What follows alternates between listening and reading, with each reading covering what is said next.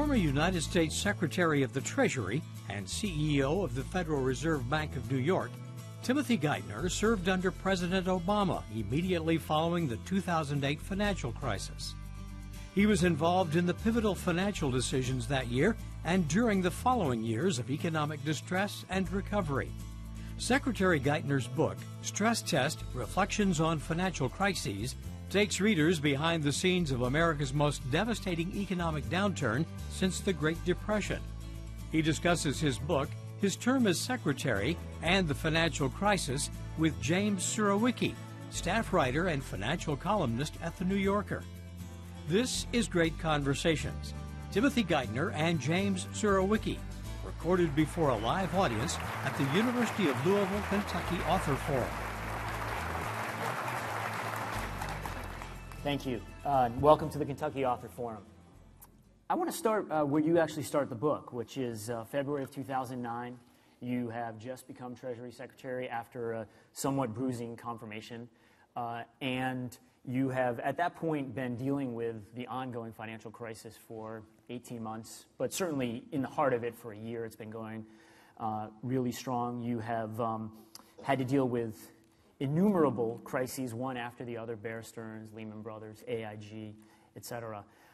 And you are going to give a speech to unveil the new program, essentially, the president's plan for the administration's plan to deal with the crisis. And you get up there, you give the speech, and basically soon after you start, you finish speaking, the Dow has dropped 500 points. And it kept going, too. And it kept falling. Yeah. The reviews, Mike Barnacle says you had the eyes of a shoplifter. Maureen Dowd writes a actually somewhat surprisingly substantive and yet also very sarcastic column about the plan and about your performance. And Obama comes in the next day and says, how the hell did this happen? So talk a little bit about what happened and how it felt and what that was like. And why did it happen? What do you think was going on there? Well, my strategy was to lower expectations early. You had only to go awesomely up from there. successful in doing Right. that. No, it was a really bad speech, and I was not the best speaker. No risk that I would be great at framing a complicated strategy in the midst of a national crisis. But we had a problem, which is we'd left a vacuum. The vacuum is being filled by a bunch of ideas that we were not going to embrace, that were giving false hope to the financial system.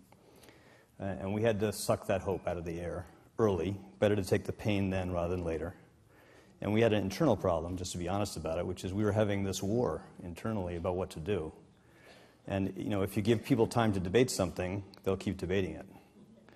And I thought if we waited until there was resolution on every issue, everybody was happy, the country would have burned.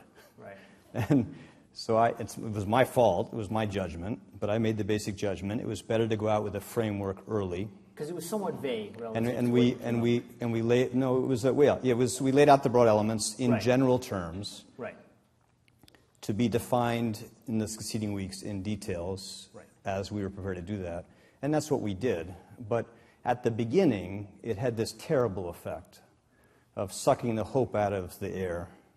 Markets had risen a bunch in anticipation of what they thought would be a cool speech. Because the market actually responded well when you were nominated. The market actually rose sharply. It rose quite a bit. 6.5% or something. It did, yeah. And in the weeks before the speech, it rose quite a bit on a bunch of false expectations that we were going to do these cool, generous things for the financial system. But we sucked the hope out of those ideas.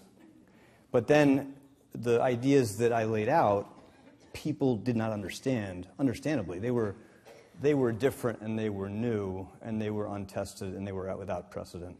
And they magnified the sense of unease. And if you remember, the markets not just fell on the day of my speech, but they kept falling for some time. And it was very painful. It's another 3 weeks, and then yeah. And it felt like a decade. Yeah. In retrospect, it was a pretty short period of time. But we did what we said we would do. and we did it systematically. And as we did it, as we laid it out, and as the broad range of things that we were doing, the President was doing with the Fed and the Fed was doing, started to get more traction, then we were able to not just repair that damage to confidence, but really put out the fire, and the economy was growing again pretty quickly. But it was a painful thing.